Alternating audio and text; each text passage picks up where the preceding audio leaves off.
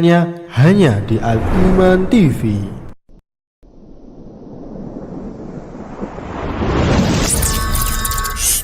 Dipancarkan dari Kota Pahlawan, Surabaya, Radio Suara Al-Iman, sarana penyubur keimanan.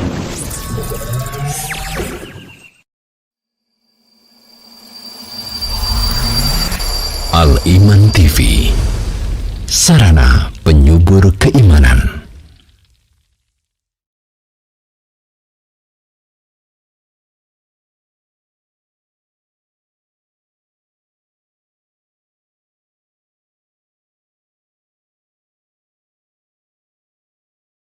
Jadwal kajian Islam ilmiah bersama Al-Iman TV. Setiap hari Senin pukul 5 waktu Indonesia bagian Barat bersama Al-Ustadz A'un Rafiq Gufron LC Hafidhullahu Ta'ala dengan pembahasan konsultasi keluarga muslim pukul 16 waktu Indonesia bagian Barat bersama Al-Ustadz Anwar Samuri LC Hafidhullahu Ta'ala dengan pembahasan kitab Sahih At-Targhib wa Tarhib pukul 20 waktu Indonesia bagian Barat bersama Al-Ustadz Salim Ali Ghanim LC Hafidhullahu Ta'ala. Al-Iman TV, sarana penyubur keimanan. Illa nahmaduhu wa nasta'inuhu wa nastaghfiruh wa na'udzu billahi min shururi anfusina wa min sayyiati a'malina. من يهده الله فلا مضل له ومن يضلل فلا هادي له وأشهد أن لا إله إلا الله وحده لا شريك له وأشهد أن محمدا عبده ورسوله لا نبي ولا رسول بعده اللهم صل وسلم وبارك وأنعم على عبدك ورسولك نبينا الكريم محمد وعلى آله وصحبه ومن سار على نهجه إلى يوم الدين أما بعد إخوتي الطلبة rahimani wa rahimakumullah, para hadirin mahasiswa Sekolah Tinggi Agama Islam Ali bin Abi Thalib Surabaya, para jamaah sekalian, bapak dan ibu rahimani wa rahimakumullah. Alhamdulillah, pada kesempatan yang baik ini kita bisa menghadiri kegiatan daurah pra Ramadan yang dilaksanakan oleh BEM Sekolah Tinggi Agama Islam Ali bin Abi Thalib Surabaya bekerjasama dengan Masjid Darul Hijrah kampus Sekolah Tinggi Agama Islam Ali bin Abi Thalib Surabaya. Dan insyaallah pada sesi yang ketiga ini kita akan membahas potret salaf di bulan Ramadan. Ikhwatal iman rahimani wa rahimakumullah. Datangnya bulan Ramadan membagi manusia menjadi 4 golongan.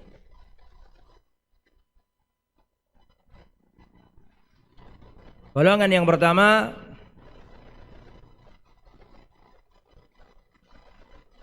alladzi la ya'rifullaha illa fi Ramadan. Golongan yang tidak mengenal Allah kecuali di bulan Ramadan. Sebelum Ramadan tidak pernah sholat, tidak pernah ke masjid, tidak pernah baca Quran. Mushaf Al-Quran ditaruh di rak, di bupet, di almari, tak pernah dibuka. Tak pernah sedekah, tak pernah puasa. Tapi Masya Allah, ketika Ramadan tiba, dia semangat pergi ke masjid. Ketika Ramadan tiba, dia membaca Al-Quran sampai 30 hari. Ketika Ramadan datang, dia selalu sholat jamaah. Ketika Ramadan datang, biasanya nggak pakai jilbab, sekarang pakai jilbab. Ketika Ramadan datang, dia mendekat kepada Allah. Akan tetapi ketika Ramadan pergi, pergi pula solat malam, pergi pula qiraatul Quran, pergi pula solat berjamaah, pergi pula ibadah-ibadah yang dilakukan ketika di bulan Ramadan. Ramadan pergi, ibadahnya pun ikut pergi. Mereka inilah Ramadaniyun, pengikut bulan Ramadan. Rasulullah sallallahu alaihi wasallam pernah mengatakan, rahima anfu rajulin dakhala alaihi syahrul Ramadan thumma salaha wa lam yughfar lahu. Celaka, merugi seorang yang menjumpai bulan Ramadan hingga Ramadan pergi berlalu, akan tetapi dosanya masih belum diampuni Allah Subhanahu wa taala. Ini golongan yang pertama nih. Ramadaniyun. Dia kenal sama Allah kalau di bulan Ramadan saja. Mereka inilah fanatikus bulan Ramadan. Sampai-sampai dia tidak mau ibadah kecuali di bulan Ramadan saja. Ramadaniyun.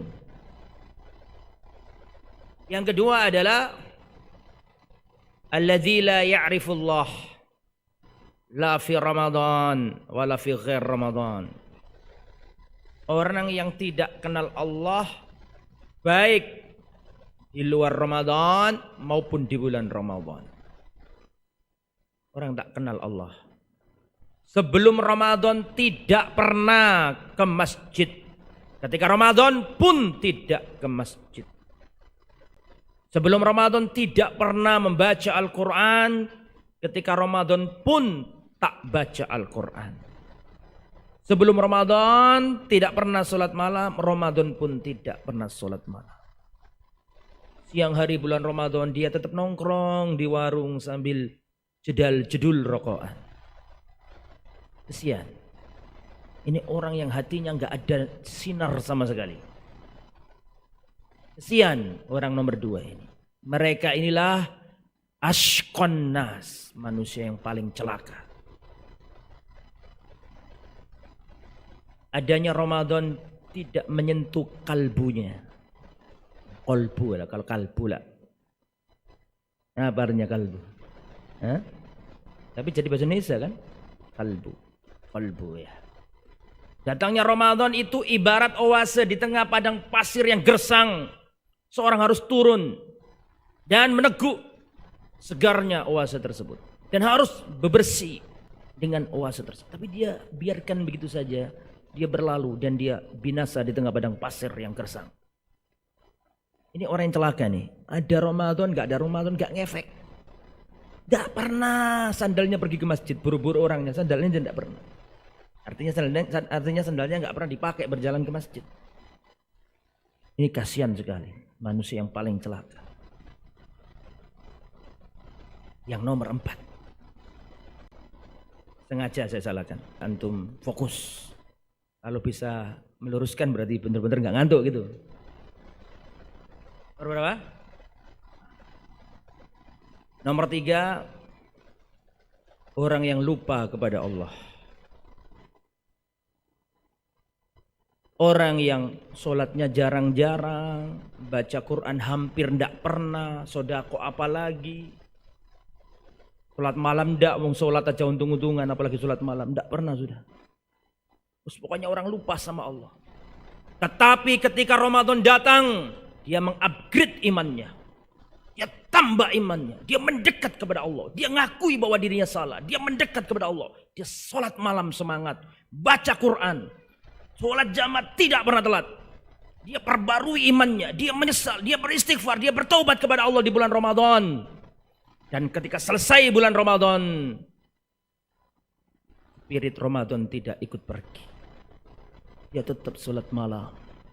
Dia tetap baca Quran. Dia tetap gemar berbagi. Ramadan pergi.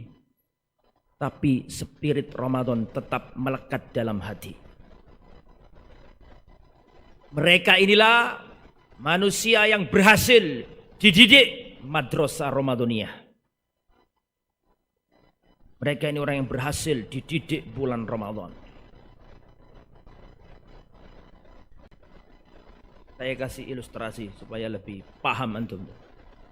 Orang nomor berapa ini? Ibarat ulat yang menjijikkan, menggelikan, jelek, orang tidak senang, orang muak, orang benci.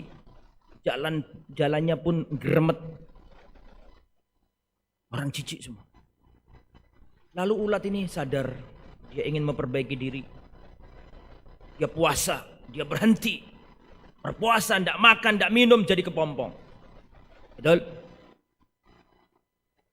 Dia enggak puasa, enggak ngomong, enggak makan, enggak jalan, berdiam diri, introspeksi diri.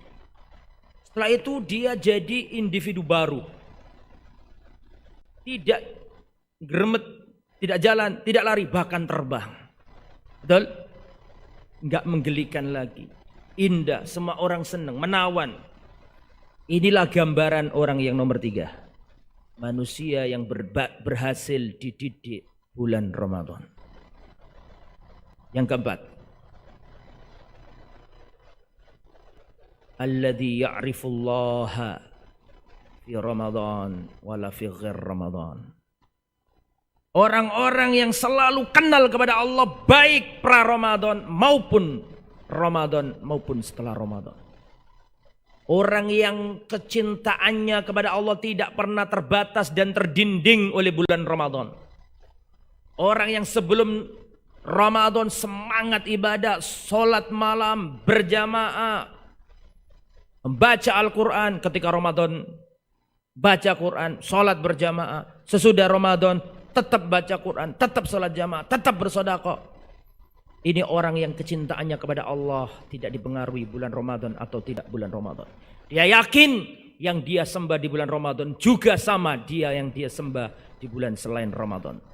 Bahwa Tuhan yang melihatnya ketika sholat di bulan Ramadan, itu pun Tuhan yang melihatnya ketika dia sholat di luar bulan Ramadan. Inilah manusia Rabbaniyun. Apa? Rabbaniyun, pengikut Allah Subhanahu wa ta'ala. Pengikut Rabb semesta alam. Orang-orang yang cintanya, imannya, amal solehnya tidak hanya terbatas di bulan Ramadan. Sebelum Ramadan semangat ibadah. Ketika Ramadan semangat ibadah. Sesudah Ramadan tetap semangat ibadah. Aneh. Jadi kalau Ramadan tiba itu macamnya manusia ada 4 nih. Antum yang mana kira-kira? Maka antum jangan sampai menjadi golongan yang pertama. Golongan pertama tadi apa? Ini panitia menyiapkan hadiah enggak? Oh enggak ada ya, sudah enggak usah. Ini aja saya punya utang kemarin, siapa yang belum? Ada 2 orang ya? Ghazali sama siapa? Iya. Ya. Siapa nama antum? Ghazali. Satunya kemarin siapa? Iya. Tuhan, antum bagian mengingatkan saya utang ini, ya. Sampai mana tadi kok? Sampai mana kita? Jangan remehkan kata-kata sampai mana kita. Itu ada kalimat yang untuk membuat orang konsentrasi kembali. Sampai mana kita? Bukan berarti aku nggak tahu. Tapi tanya supaya antum kembali konsentrasi. Sampai mana tadi kita? Ya, ini bener lupa saya. Sampai mana tadi? Itu ya, ada 4 macam manusia di bulan Ramadan. Tinggal kita mau mana ini kita. Jangan sampai yang pertama, apalagi yang nomor 2. Kita harus berusaha bisa nomor 4. Kalau nggak bisa nomor 4, minimal jangan ditawar, harga mati. Nggak boleh kurang dari nomor 3. Nomor 3 itu sudah minimalis, nggak boleh kurang dari itu. Ya, itu ikhwatal iman, rahimani wa rahimakumullah. Nah kemudian sekarang ini materinya apa sih? Potret salaf dalam bulan Ramadan. Siapa salaf terbaik kita? Rasul. Bagaimana keadaan salaf di bulan Ramadan? Yang tadi pelajaran pertama sudah disampaikan Ustaz Farid. Caranya puasa Rasulullah begini. Sudah selesai kajiannya ini. Betul apa enggak? Ya. Potret salaf di bulan Ramadan. Siapa salaf terbaik bagi umat Muhammad sallallahu alaihi wasallam? Siapa? Ya Rasul. Kan gitu kan? Jadi bagaimana potret salaf dalam Ramadan? Ya Rasulullah tadi yang dijelaskan bagaimana wudunya, bagaimana puasanya Nabi, bagaimana sudah dijelaskan semua sama 2 pemateri yang lalu. Kita jadi bingung nyampaikan apa ini. Taib. Jadi kalau kita berbicara salaf ya Rasul itu.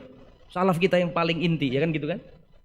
Dan bagaimana Rasulullah di bulan Ramadan? Ya itu yang harus kita contoh. Al-Imam Ibnu Qayyim Al-Jauziyah rahimahullah menyebutkan bagaimana bagaimana Rasulullah di bulan Ramadan. Kitabnya Zadul Ma'ad. Kitab yang terkenal itu ya. Kitab Zadul Ma'ad Rasulullah sallallahu alaihi wasallam digambarkan oleh Al-Imam Ibnu Qayyim Al-Jauziyah bagaimana Rasulullah di bulan Ramadan. Qala rahimahullah, Al-Imam Ibnu Qayyim rahimahullah berkata, wa kana min hadyihi sallallahu alaihi wasallam fi syahri Ramadan. Adapun petunjuk Nabi di bulan Ramadan, bagaimana Nabi di bulan Ramadan? Kata beliau, al-iksar min anwa'il ibadat. Beliau memperbanyak melakukan ibadah. Mengisi Ramadan dengan ibadah-ibadah yang mulia. Fakana Jibril alaihissalam yudarisuhul Quran fi Ramadan. Dan pada setiap Ramadan itu malaikat Jibril turun kepada Rasulullah untuk memurojaai Rasulullah. Deresan kata orang Jawa. Kata anak-anak pondok, deresan. Menderes Rasulullah artinya mengingatkan kembali, murojaah kembali di bulan Ramadan. Maka dari itulah bulan Ramadan dijuluki Syahrul Quran. Syahrul Ramadan alladzi unzila fihil Quran. Bulan Ramadan adalah bulan diturunkannya Al-Quran. Ya Ustaz, masa Al-Quran ini diturunkan di bulan Ramadan semuanya? Kan pernah Al-Quran turun di selain bulan Ramadan. Ada perang ini turun ayat, ada kejadian ini turun ayat. Terus apa makna turun di bulan Ramadan itu? Jadi Al-Quran itu turun ke Nabi Muhammad 2 kali turunan. Mohon maaf, saya ulangi. Al-Quran itu diturunkan Allah dengan 2 kali turunan. Turunan yang pertama itu turun dengan global. Paham saya? Utuh. Turun yang pertama itu utuh. Nah, itu pada bulan apa? Ramadan. Adapun turun yang kedua itu kepada Nabi ini mufarraqan munajjaman, kredit. Enggak berangsur-angsur. Tidak langsung sesuai dengan kejadian, sesuai dengan waqa'i'. Sesuai dengan ahdath, ya.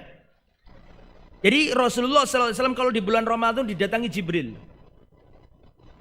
dan siapapun yang bersama Al-Quran pasti akan jadi yang terbaik. Ya. Jibril, malaikat yang dipilih oleh Allah membawa Al-Quran jadi malaikat terbaik. Rasulullah adalah Nabi yang menerima Al-Quran jadi Nabi yang terbaik.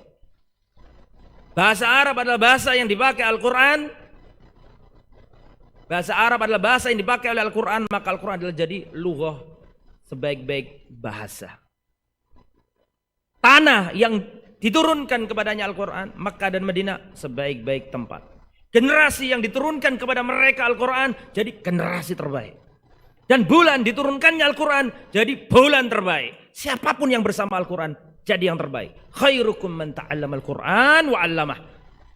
Siapapun di antara kalian, yang paling baik di antara kalian adalah yang paling khairukum man ta'allama al-Qur'an, yang belajar Al-Qur'an, wa 'allama, dan yang ngajari Al-Qur'an. Maka siapapun yang ingin jadi yang terbaik bersama Al-Qur'an pasti akan jadi yang terbaik di sisi Allah Subhanahu wa taala. Jadi itu ya, Rasulullah itu kalau bulan Ramadan turun Jibril alaihissalam. Nah, malaikat Jibril kalau turun ke Nabi kadang wujud asli, kadang berupa lelaki. Dan ada lelaki di kalangan sahabat yang sering diserupai Jibril. Siapa?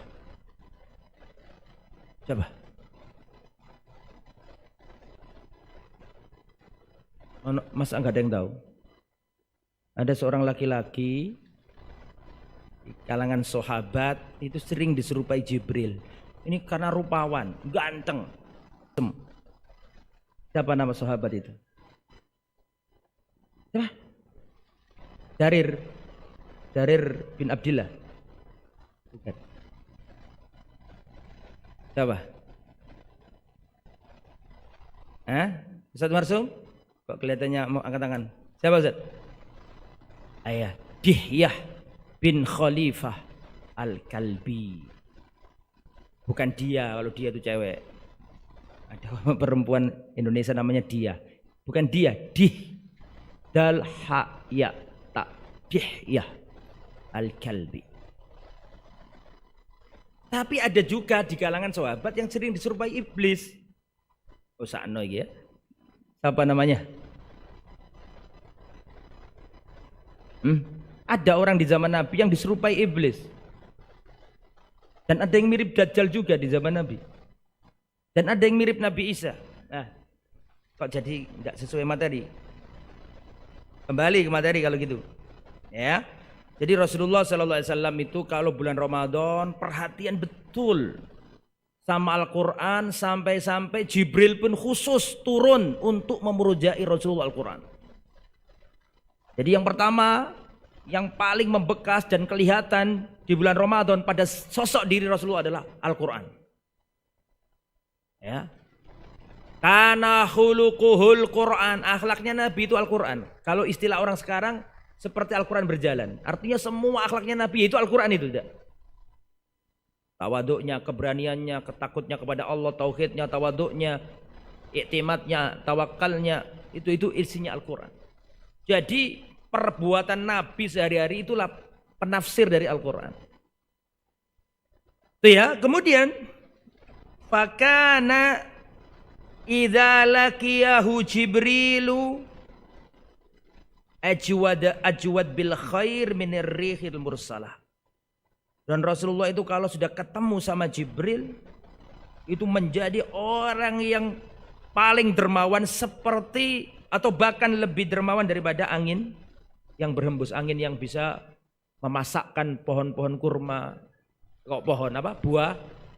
Angin yang berhembus ini menggambarkan kedermawanan. Rasulullah sedekah. Kalau bulan Ramadan itu luar biasa sedekahnya Rasulullah sallallahu alaihi wasallam.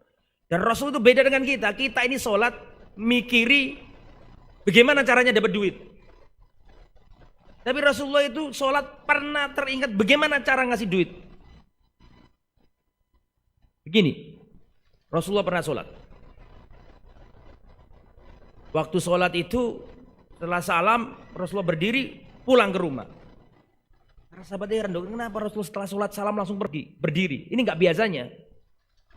Biasanya Rasulullah itu kalau habis sholat menghadap ke arah jamaah kan gitu kan. Ini Rasulullah enggak, setelah salam berdiri keluar dari masjid. Para sahabat aja apa ini Rasulullah kok enggak seperti biasanya. Ternyata selang beberapa waktu Rasulullah balik ke masjid. Ditanya sama para sahabat, ya Rasulullah sallallahu alaihi wasallam, kenapa Anda tadi setelah sholat langsung berdiri? Kata Rasulullah, dalam sholatku tadi aku teringat bahwa dalam rumahku ada lempengan atau potongan-potongan emas yang belum aku bagikan. Rasulullah itu sholat kadang terbesit, terpikir ngasih orang. Beda dengan kita, terutama para pedagang. Itu Allahu Akbar, kalkulatornya keluar semuanya. Tadi saya kulakan sekian, tadi diutang orang belum saya catat, keluar semuanya angka-angka itu. Alaysa kadzalik? Rasulullah enggak. Rasul dulu kepikiran bagaimana ngasih nih karena khawatir tertimbun di rumahnya. Nah itu kalau Ramadan lebih dermawan lagi Rasulullah itu. Rasulullah itu orang yang paling dermawan. Ketika perang Hunain itu semua orang-orang kafir, orang Quraisy yang baru masuk Islam, bahkan yang kafir dikasih sama Nabi. Mu'alaf. Mu'alaf itu enggak mesti Islam. Mu'alaf itu apa sih artinya mu'alaf itu? Mu'allaf yang ditaklif hatinya, bisa jadi Islam, bisa jadi sebelum Islam tapi ada harapan orang itu masuk Islam. Abu Sufyan mengatakan, ya Rasulullah minta unta, kasih Rasulullah 100 unta. Unta loh ya, bukan kambing loh ini, unta 100 unta. Ya Rasulullah, anakku belum, Muawiyah, kasih lagi 100 unta. Anakku satunya ya Rasulullah, Yazid, belum, 100 unta. Hakim bin Hizam minta lagi 100 unta. Sampai orang-orang Mekah mengatakan, wahai manusia, mintalah Muhammad, karena Muhammad ini ngasih orang nggak takut fakir. Sampai orang datang ke Nabi, sampai ditarik-tarik bajunya Nabi. Sampai Nabi mengatakan, wallahi seandainya aku punya, akan saya kasihkan ke sekalian semuanya. Jadi Rasulullah itu la yaruddu sa'ilan. Rasulullah itu tidak pernah menolak orang yang minta. Rasulullah tidak pernah menolak orang yang apa? Minta. La yaruddu sa'ilan. Ini bagaimana dermawanannya Rasulullah SAW. Ini kita belum berbicara sahabat, belum berbicara apa? Sallallahu alaihi wasallam. Begitu juga dengan istri Rasulullah sallallahu alaihi wasallam. Datang seorang wanita membawa 2 anaknya. Dia datang ke Siti Aisyah radhiyallahu anha. Mengetuk pintu dan mengatakan minta makanan karena belum makan, dirinya belum makan, anaknya belum makan, anaknya yang lain juga belum makan. Tapi di rumahnya Aisyah tidak ada apa-apa. Dalam riwayat cuma ada beberapa butir kurma saja. Maka dikasih 3 butir kurma. Maka 3 kurma ini yang satu untuk dirinya si ibu, yang satu dibagi kasih anaknya, yang satu dikasih anaknya satu. Jadi satu-satu nih, kurma satu. Dimakan sama sang anak langsung habislah, namanya orang lapar. Ini ibunya mau makan begini, anaknya minta. Maka sang ibu ini membagi jadi 2. Kurma dikasihkan anaknya, kasihkan. Ini orang, jadi antum bisa gambarkan tuh Aisyah itu gak punya apa-apa, ngasih cuma 3 kurma. Jadi begini ya, orang bersedekah itu bukan kaya apa miskin. Orang sedekah itu mental. Mental memberi apa tidak. Karena para sahabat dulu itu di dalam Al-Quran dikatakan, walau kana bihim hasoso. Para sahabat Ansor itu gak saking punyanya. Ketika sahabat Muhajirin itu datang, mereka kasih. Walau kana bihim hasoso, padahal mereka sendiri itu kekurangan. Lah, Ramadan itu ngajari kita untuk punya spirit berbagi, semangat berbagi kepada orang lain.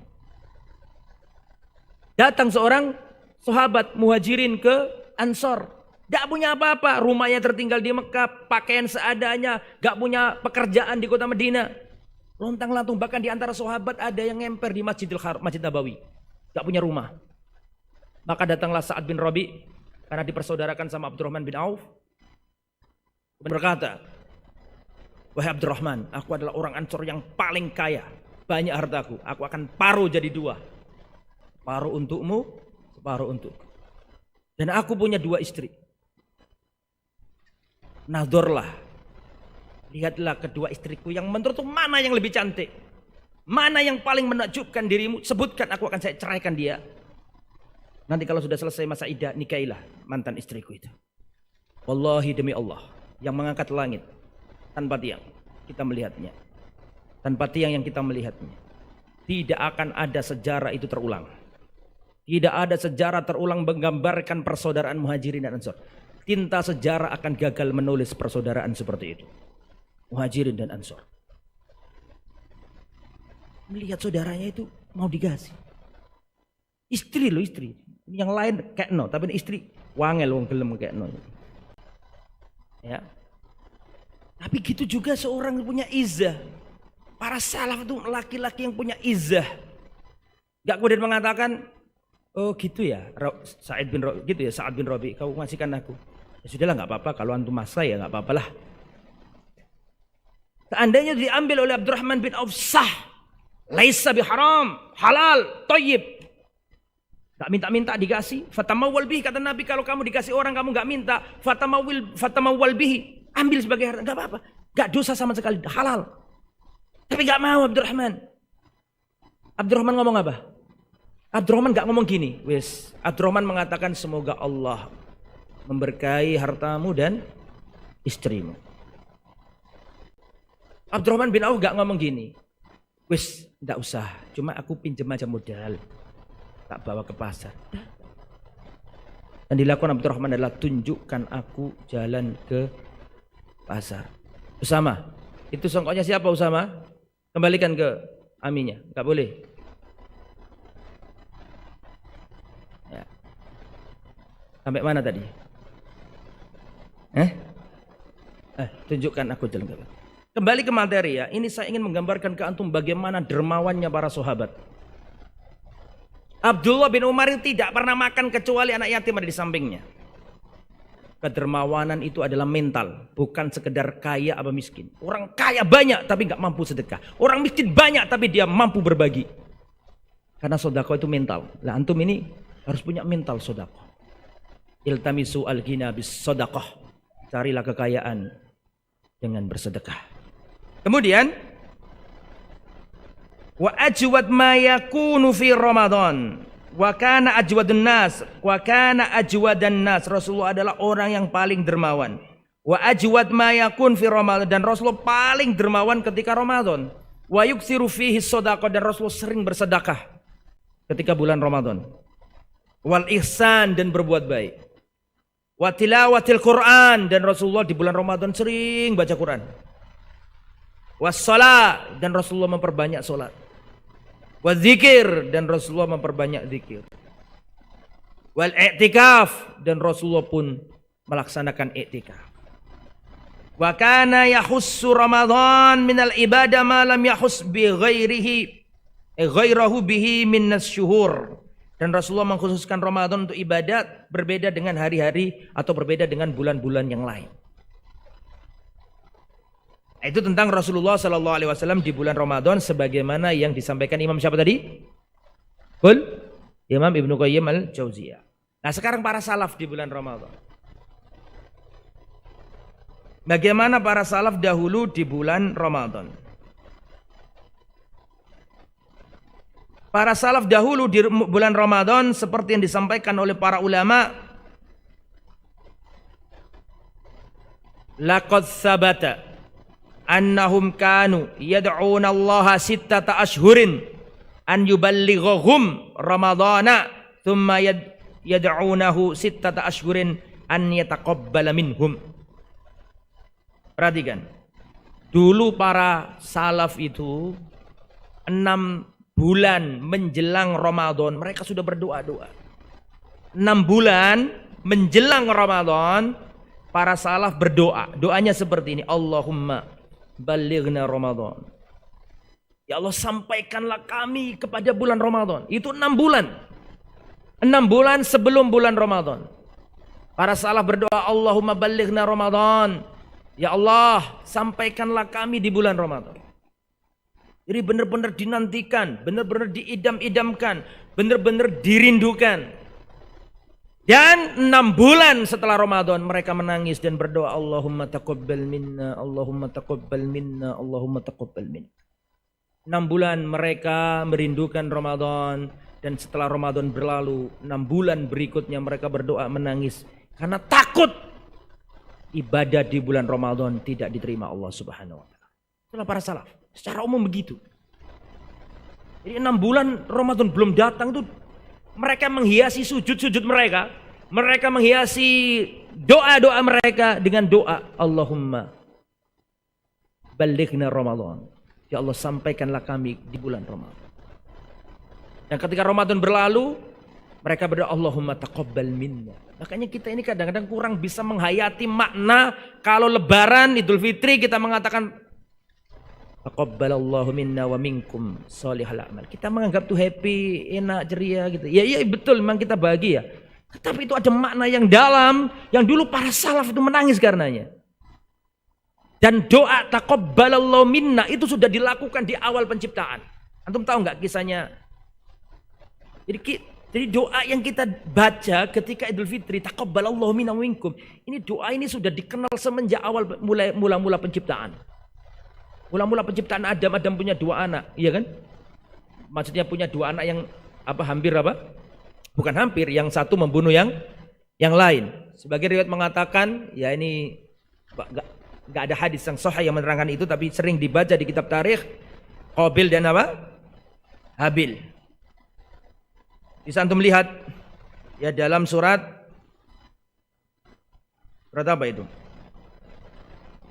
Dalam surat Al-Maidah ayat 27. Jadi doa taqabbalallahu minna wa minkum itu sudah dikenal semenjak zamannya anak Adam.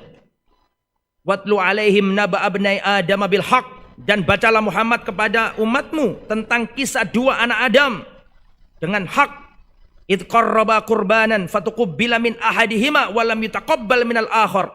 Kedua-duanya diperintahkan untuk mempersembahkan kurban. Betul?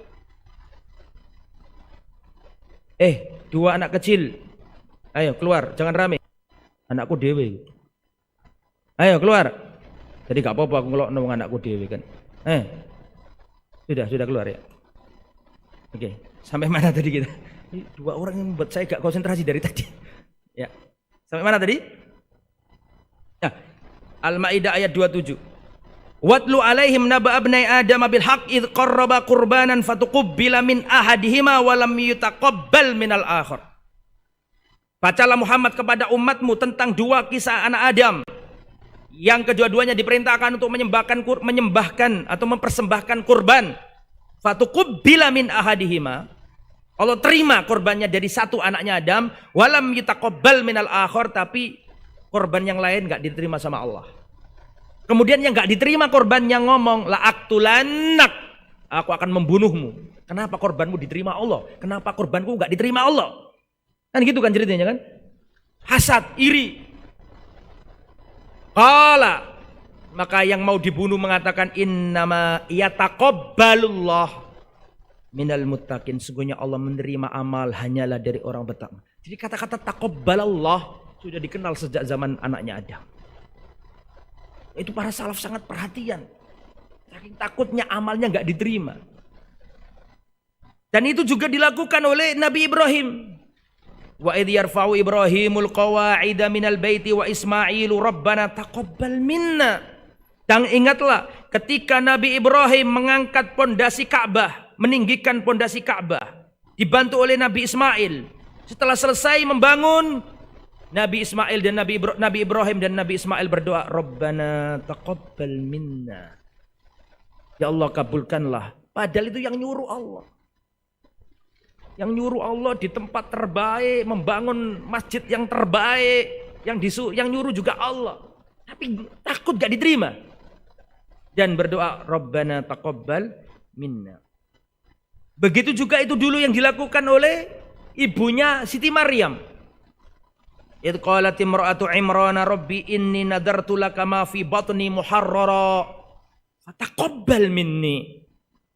Dan ingatlah ketika istrinya Imran berkata, yakni emaknya siapa? Siti Maryam. Rabbi inni nadartu laka, ya Allah aku nadar kepadamu apa yang ada di perutku ini, nanti aku gunakan anakku ini berkhidmat untuk Baitul Maqdis. Berharap anaknya laki-laki, dan kalau laki-laki dia nadar untuk menjadi penjaga Baitul Maqdis. Fataqabbal minni, terimalah ya Allah. Kata kunci ini berarti para salaf dulu sangat perhatian masalah diterimanya amal. Para salaf lebih perhatian tentang diterimanya amal daripada amal itu sendiri. Para salaf lebih perhatian terhadap diterimanya amal melebihi perhatian mereka terhadap amal itu sendiri. Makanya para ulama mengatakan ta'allamu an-niyah qabla al-amal. Para salaf ngajari kita ta'allamu an-niyah qabla al-amal. Belajarlah berniat sebelum beramal. Orang beramal tanpa ikhlas lama-lamanya enggak akan dapat pahala. Tapi orang berniat tanpa amal suatu saat dapat pahala. Dia sudah niat, sudah bagus, tapi tak punya duit untuk pergi umrah misalnya. Tapi dia sudah niat, dapat pahala karena niatnya. Makanya para ulama salaf lebih perhatian terhadap diterimanya amal daripada amal itu sendiri. Kemudian ikhwatal iman rahimani wa rahimakumullah. Begitu juga Rasulullah. Di antara doanya Nabi adalah Allahumma inna nas'aluka ilman nafi'an wa rizqan thayyiban wa amalan mutaqabbalan. Nomor inti, sebelum bakas fikih, bakas yang lain, perhatian Rasulullah tentang keikhlasan, bagaimana agar amalnya diterima. Makanya Nabi Muhammad SAW di antara doa beliau adalah Allahumma inni as'aluka ilman nafi'an wa rizqan thayyiban wa amalan mutaqabbalan. Rasulullah itu perhatikan ya. Kenapa Rasulullah kok berdoa, ya Allah, aku memohon kepadamu ilmu amal yang diterima. Padahal Nabi itu amalannya pasti sahih. Amalannya Nabi paling benar, paling ikhlas. Tapi kenapa Nabi kok minta, aku berdoa kepadamu ya Allah minta amal yang diterima. Untuk ngajari kita bahwa tidak semua amal itu diterima oleh Allah Subhanahu wa ta'ala. Suatu ketika Umar bin Khattab pernah melihat seorang biarawan, pendeta di gerejanya. Dia di gereja hidup dalam kerahiban, membujang, tidak menikah, meninggalkan kemewahan dunia, hidup ala kadarnya, mengabdi di gereja. Dia beribadah khusyuk, hikmat di gerejanya. Pakainya lusuh. Dilihat sama Umar bin Khattab. Bagaimana kok ternyuh Umar bin Khattab lihat seorang pendeta hidup menyendiri, hidup dalam kerahiban, menafkahkan atau mewakafkan hidupnya untuk Tuhan. Dia beribadah serius di gerejanya. Umar melihat kejadian itu dan Umar meleleh air matanya, menangis. Lihat ada orang kayak gitu itu loh. Dia jauh dari hiruk pikuk manusia, dia tinggalkan kemewahan dunia, hidup membujang, mengabdi di tempat ibadah. Dia berdoa sambil khusyuk, maka Umar nangis. Ditanya oleh para sahabat, "Lima tabki Amirul Mukminin?" Kenapa engkau menangis wahai khalifah? Bukankah dia itu orang kafir? Maka Umar bin Khattab mengatakan, Allah saya kasihan lihat orang ini. Amilatun nasibah tasla naran hamiyah. Amilatun nasibah, kasihan orang ini. Amilatun nasibah, dia beramal. Amilatun nasibah, beramal dengan sungguh-sungguh, dengan capek, dengan letih. Totalitas dalam ibadah. Tasla naran hamiyah. Tapi di akhirat dia dilemparkan ke neraka. Kenapa? Karena nggak diterima. Hanya para salaf sangat perhatian tentang diterimanya amal. 6 bulan sebelum datang bulan Ramadan, mereka berdoa kepada Allah, minta agar dipertemukan dengan bulan Ramadan. Dan 6 bulan berlalu, mereka menangis takut amal ibadahnya tidak diterima di bulan Ramadan. As-salafu wal Quran fi Ramadan. Bagaimana para salaf terhadap Al-Quran? Wa ruwiya anis Syafi'i, dan diriwayatkan dari Imam Syafi'i annahu kana yahtimu fi Ramadan sittina khatmah. Dahulu Imam Syafi'i menyelesaikan hataman Quran di bulan Ramadan itu sebanyak 60 hataman. 60 hataman. Satu bulan saja ada berapa hari? Yallah, ada berapa hari? Anggaplah ada 30 hari. Ini Imam Syafi'i ini menghatamkan Al-Quran 60 kali. Satu harinya hafal berapa kali? 2. Kan gitu kan logikanya. Bisa tak gitu? Riwayatnya begitu. Wa ruwiya an Syafi'i annahu kana yahtimu fi Ramadan 60 khutmah siwa ma yaqra'u fi shalah. Perhatikan. Dahulu Imam Syafi'i menghatamkan Al-Quran di bulan Ramadan 60 kali. Itu selain bacaan yang di dalam sholat. Artinya sholat beda lagi. Kana Syafi'i qala Ar-Rabi' berkata, kana Syafi'i yahtimu kulla syahrin 30 khutmah. Kalau ini beda lagi nih. Imam Syafi'i menghatamkan Quran setiap 30 hari, setiap bulan itu 30 kali hataman.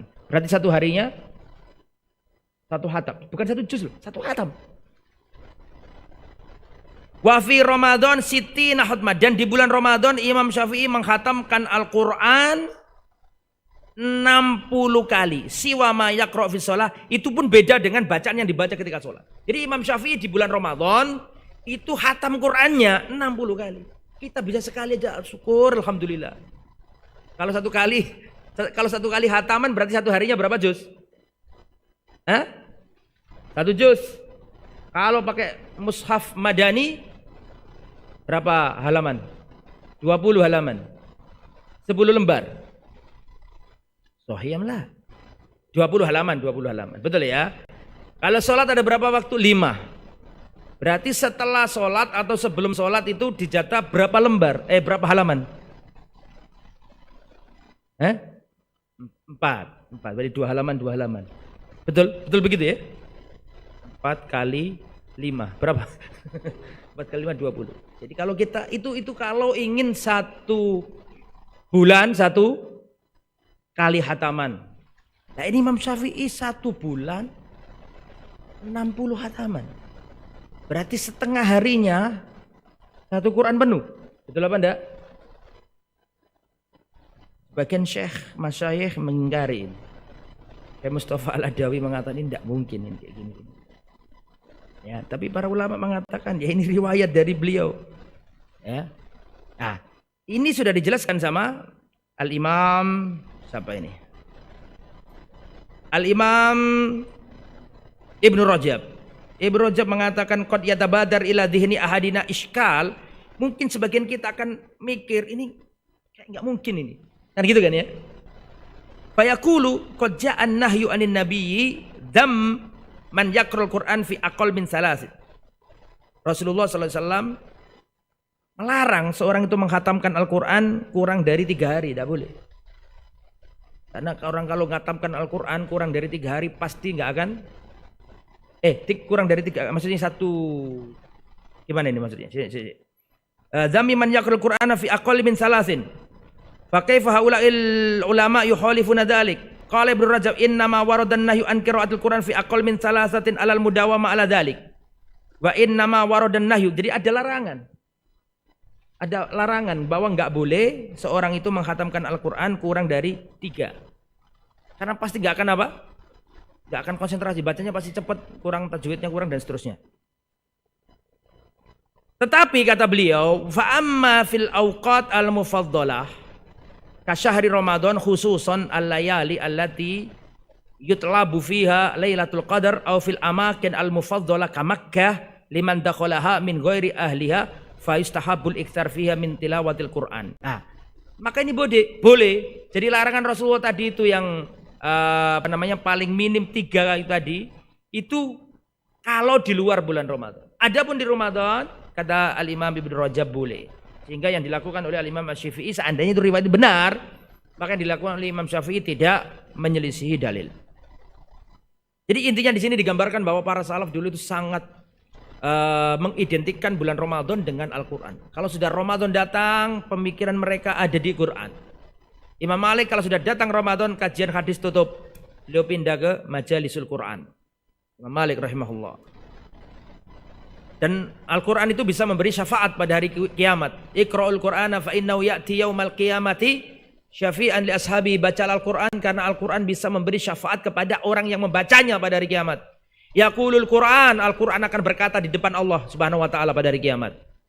Ya Rabbi mana'tuhu an-nauma fil lail. Ya Allah, dulu aku yang menjadikan hamba ini enggak tidur malam gara-gara aku ya Allah. Dia bangun di penghujung malam membaca aku ya Allah sehingga dia terhalangi dari tidur gara-gara aku. Maka sekarang ya Allah izinkan aku memberi syafaat. Fasyafi'ni fihi, izinkan aku memberi syafaat kepadanya. Maka Allah perkenankan Al-Quran tadi bisa memberi syafaat kepada orang yang membacanya. Makanya adalah kita semangat dalam membaca Al-Quran. Likulli harfin hasanah. Setiap huruf dihitung apa? Hasanah. Kata Rasulullah, la aqulu alif lam mim hasanah. Aku enggak mengatakan alif lam mim itu 1 huruf. La aqulu alif lam mim harfun. Aku enggak mengatakan alif lam mim itu 1 huruf. Akan tetapi alif 1 huruf, lam 1 huruf, mim 1 huruf. Berarti alif lam mim berapa huruf? 3 huruf. Wal hasanatu bi asyri amsalihha, dan 1 kebaikan Allah lipat gandakan jadi 10. Jadi kalau orang membaca alif lam mim, berapa kebaikan? 30 kebaikan. Kalau bismillahirrahmanirrahim, berapa kebaikan? Hitungan. Ba, sin, mim, alif, lam, ha. 19 intinya, iya kan? 19 kali 10. Berarti orang membaca bismillahirrahmanirrahim dapat 190 kebaikan. Itu baru itu. Bagaimana dengan qul huwallahu ahad, Allahus samad, lam yalid, sampai selesai. Bagaimana dengan Al-Fatihah? Auratnya kelihatan Mas. Tutup. Baik. Selanjutnya ikhwatal iman rahimani wa rahimakumullah. As-salaf wal qiyam fir Ramadan. Bagaimana para salaf dan Qiyamul Ramadan. Bagaimana para salaf dalam sholat malam. Haula'i yumduna naharahum bisyam wa yuhyuna lail qiyam. Mereka adalah orang yang menghabiskan siang hari dengan berpuasa dan mereka menghabiskan malam harinya dengan menghidupkan malam untuk sholat. Qiyamul laili da'bus sholihin. Sholat malam itu ciri khas orang-orang soleh. Sholat malam itu taman bagi para kekasih Allah. Ya. Seandainya hatinya itu dipenuhi dengan keindahan, tidak perlu dia ke Menara Eiffel, tidak perlu dia ke mana, ke New York.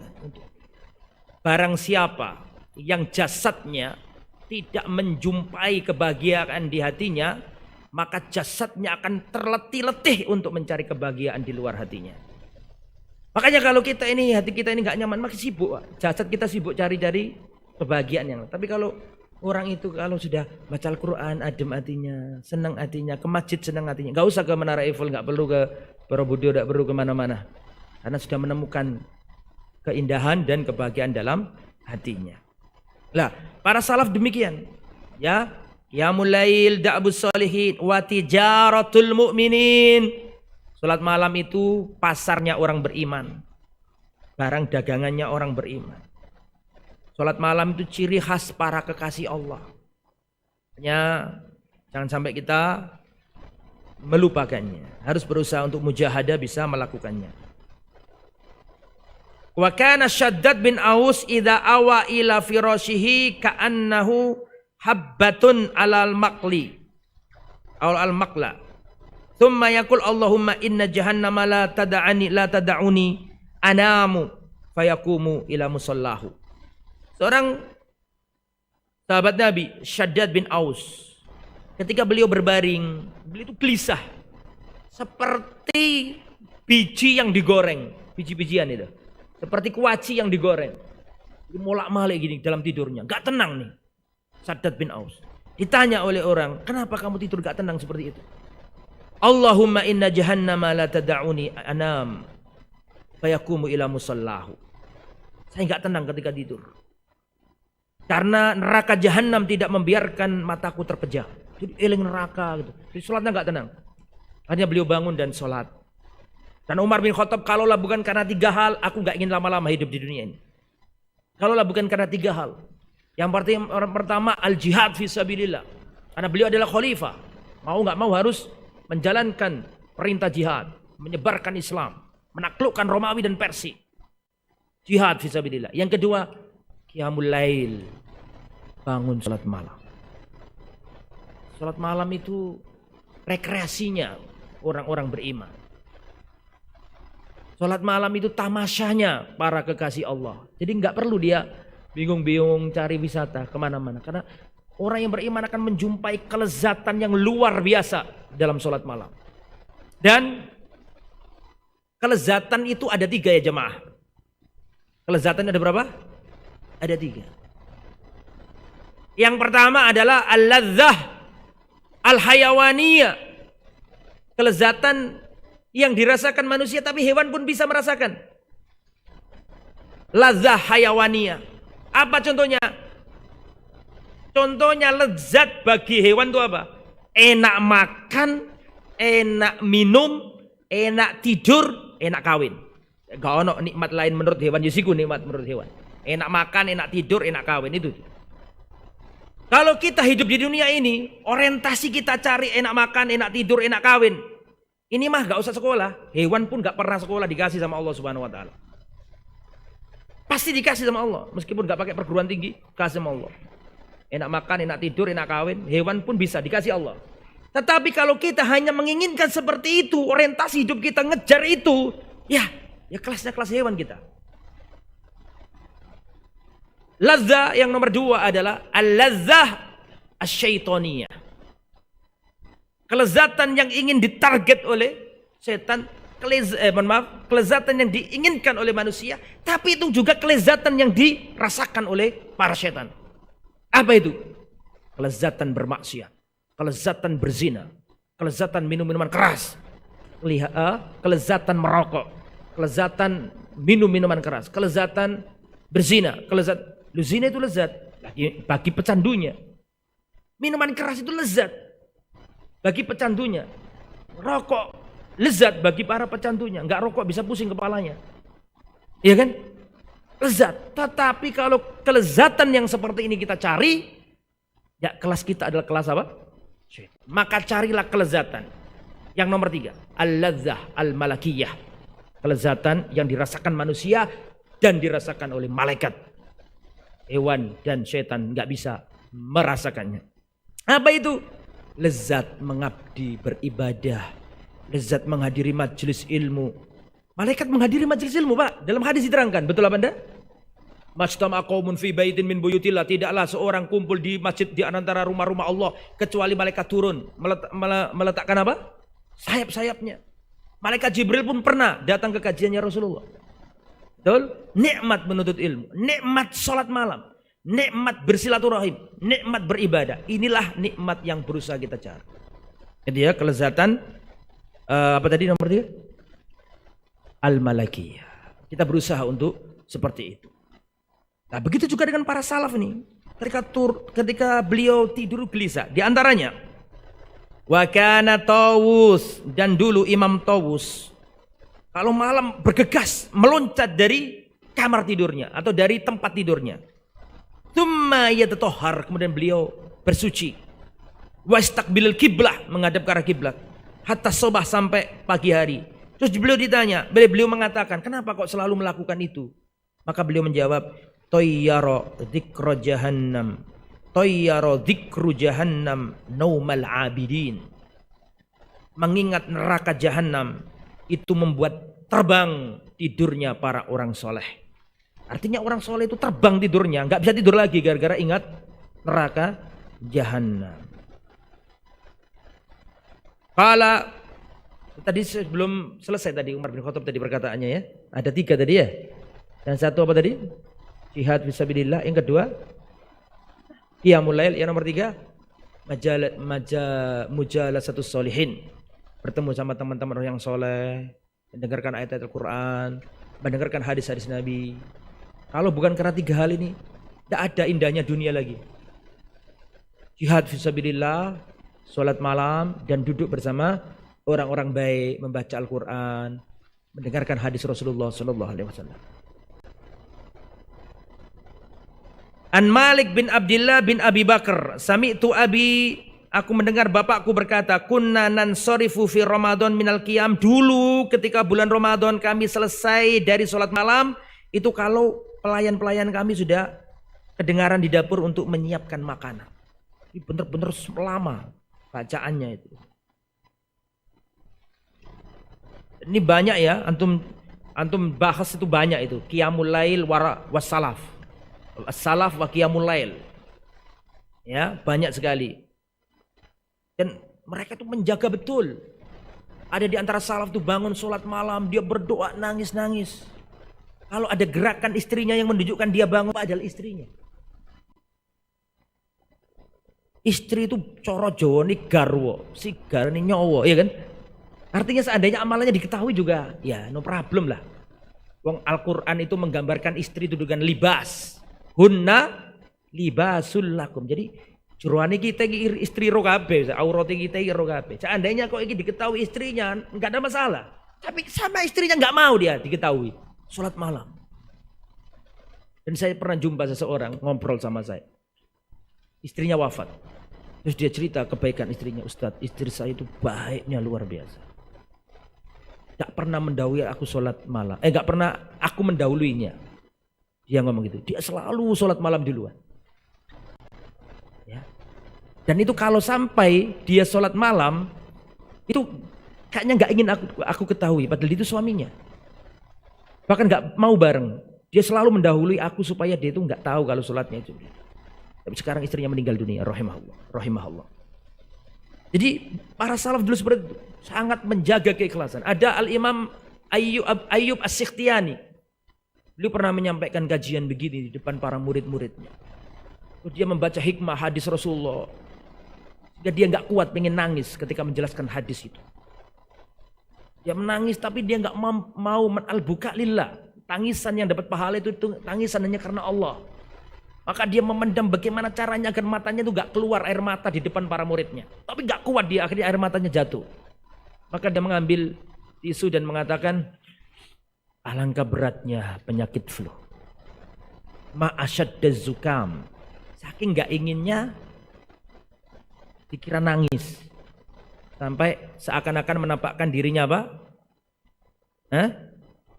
Tapi beliau nggak bohong. Karena beliau nggak mengatakan, alangkah aku sedang kena penyakit flu. Beliau nggak ngomong gitu.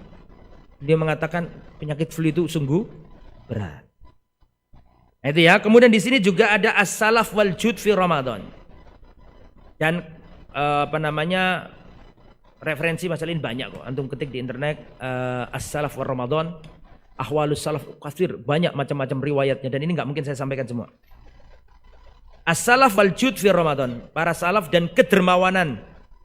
Ini banyak, salah satunya adalah hadisnya Rasulullah sallallahu alaihi wasallam. Qala Ibnu Rajab, Al-Imam Ibnu Rajab berkata, qala Syafi'i rahimahullah, ahabbul lirrajuli az-ziyada bil jud fi syahri Ramadan.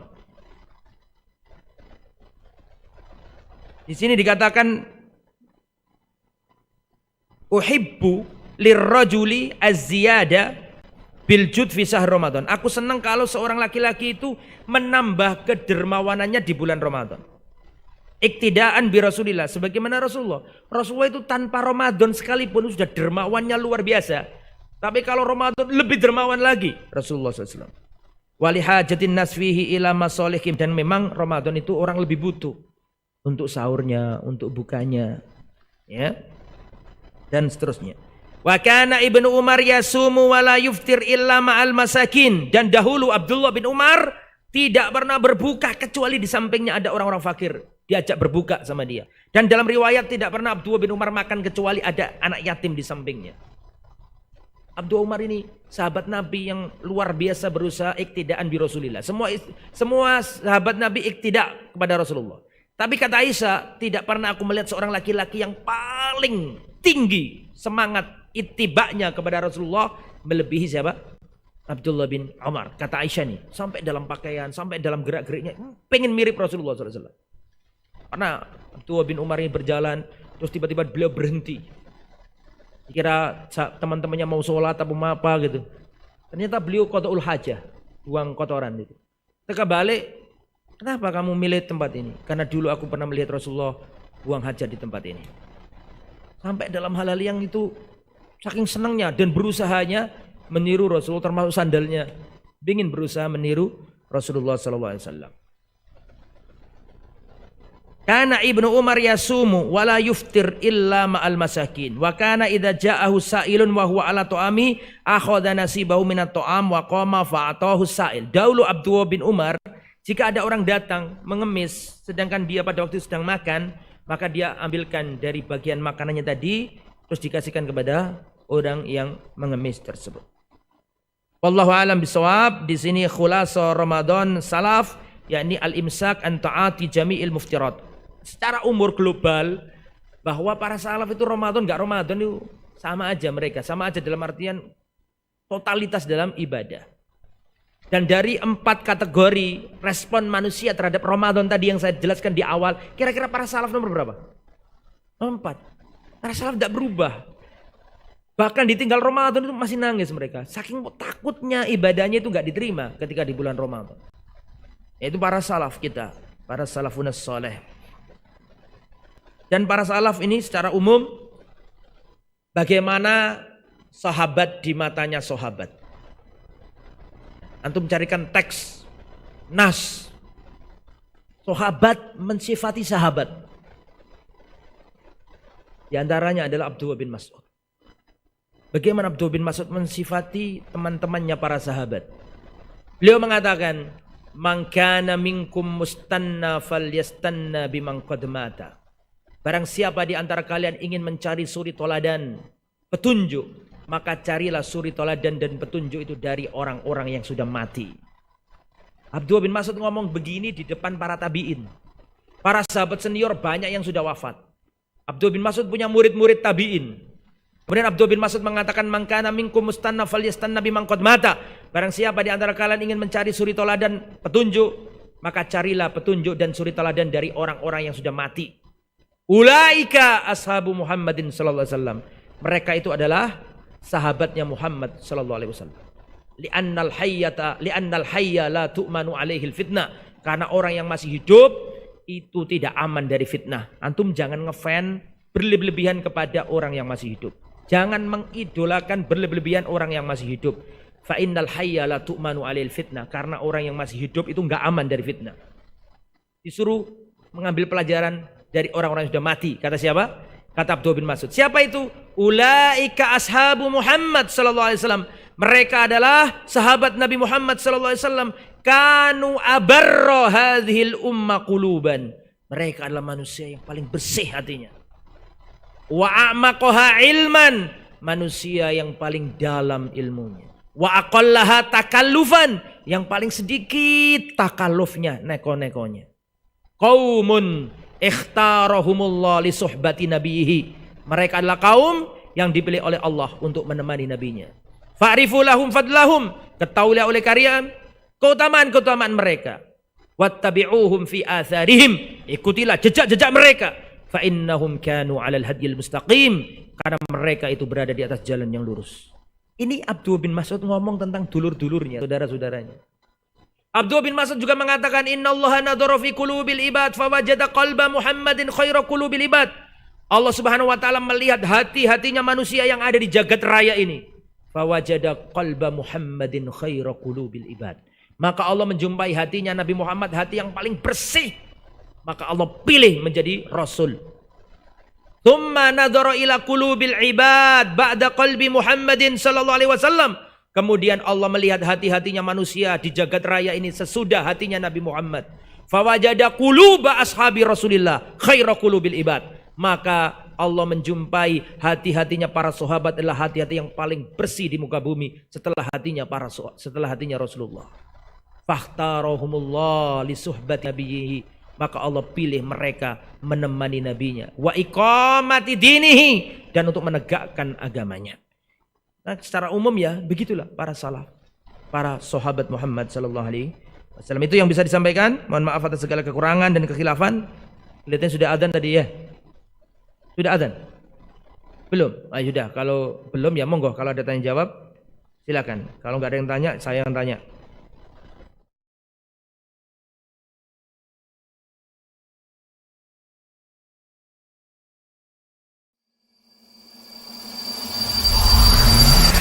Al-Iman TV, sarana penyubur keimanan.